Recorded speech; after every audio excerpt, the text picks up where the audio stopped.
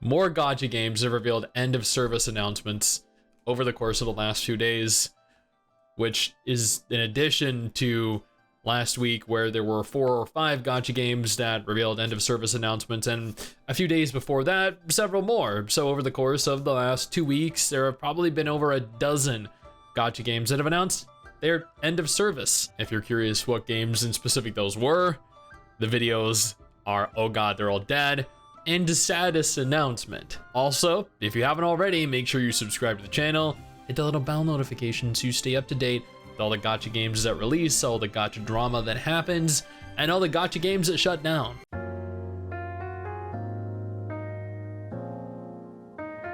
Now let's see what was confirmed to be shutting down over the course of the last few days, and additionally, there is a positive spin on this. The Gacha games over the last few days that announced that they were launching, that just revealed themselves to the world, or that have launched. 404 game reset, notice of service termination. This is apparently a Sega game. I'm surprised. 404 game reset, I think is actually pronounced error game reset. I'm not entirely I'm gonna be honest with you guys. I don't know why this game shut down. I'm looking at some of the character models here and I'm like, dude, this looks great. How have I not played this, and how did I not even know it existed? And how am I never going to play it now? I'm gonna have to come to terms with the fact that I'll never be able to play this, and that's just so depressing. It looks so good, but evidently it was so bad. Gundam Iron-Blooded Orphans Erder Hunt end of service announcement, shutting down January 11th, 2024. Premium card team subscriptions will be stopped on October 31st.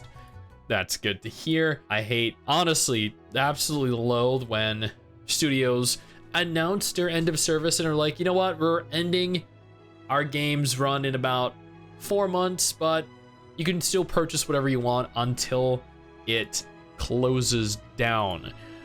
It's a cheap way of earning a few extra bucks from players that might not even know the game is shutting down. Now, yeah, this actually kind of looks like shit. I'm not gonna lie. So I understand why this shut down. I actually really enjoyed the Iron-Blooded Orphans anime though. But then I also enjoyed Seed. Not really a fan of Seed Destiny. I also enjoyed Wing. Before we discuss any additional games that shut down or any of the games that are coming, I want to take a moment here to thank our incredible patrons over on Patreon who allow for me to continue to do regular videos like this every single day. You guys are incredible. Global World Flipper acknowledges the end of the Japanese servers, but does not have any conclusive date on when global servers will end of service as of the moment. So World Flipper, oh man, I actually did a sponsored video for this when it launched back on my MMO Bite channel years ago. This was done by Cacao. Holy crap, I can't believe they're shutting this down. I actually had a little bit of fun with it. I don't remember exactly what it was. I mean, it looks like there's some cute girls in it, but I mean, whatever they did evidently absolutely screwed the game. But this is Cacao. Cacao doesn't really have the greatest track record with video games. I think they did okay with Eversoul and Guardian Tales. Dragon Quest Monsters Super Light will be shut down on January 31st, 2024, right after its 10th anniversary. 10 years. Well, I mean, at least they're not shutting down before the decade-long anniversary, right? Oh man. Didn't this release on another... I remember this game releasing on another platform, right? Maybe I'm just imagining things, because I remember those two characters, a dude that looks like Tien. I don't know, I'm a fan of the Dragon Quest games, so to me, this still looks kind of good. Even in spite of the fact that it's closing down. I think it's sad because I love Dragon Quest. I've loved almost every Dragon Quest game I've played, but this has had a good run. It's been an entire decade. Now, that was it for the games that were shut down. The positive spin is that there are numerous Gacha games that were just revealed and Gacha games that just launched. One in specific is Wanga. Wanga is an open world action anime RPG that essentially allows for you to create your own vehicles. These are aerial vehicles, land vehicles. They essentially ripped the construction aspect out of Tears of the Kingdom and implemented it into this game. And I think that makes for a very unique gacha. Now, I do have information on Wanga over on my website, mygachahub.com. Should definitely bookmark this website for future reference.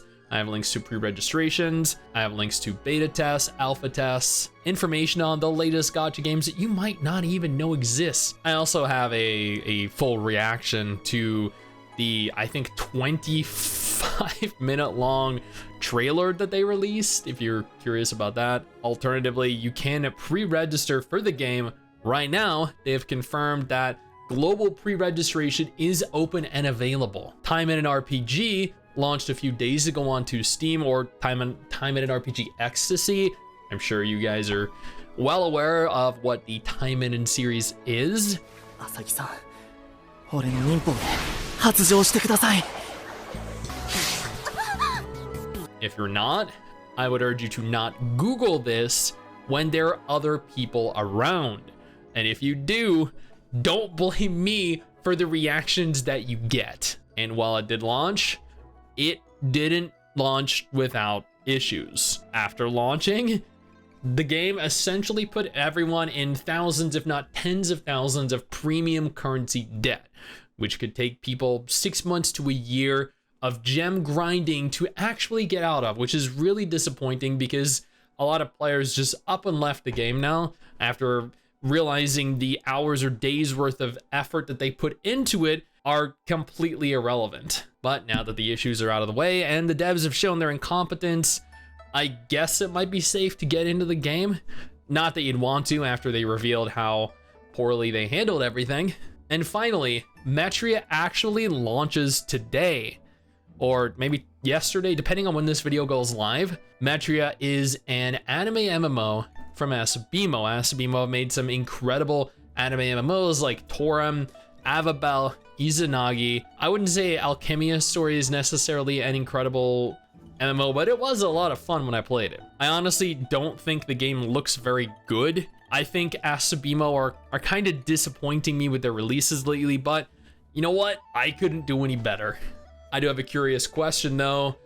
Did any of you play any of these games? Are any of you looking forward to either Matria, Time in an RPG Ecstasy, or Wanga? And most importantly, have you subscribed to this channel yet? Now, if none of these games are of any interest to you, absolutely no problem. I got you covered with 2 different videos on screen right now that hopefully might be.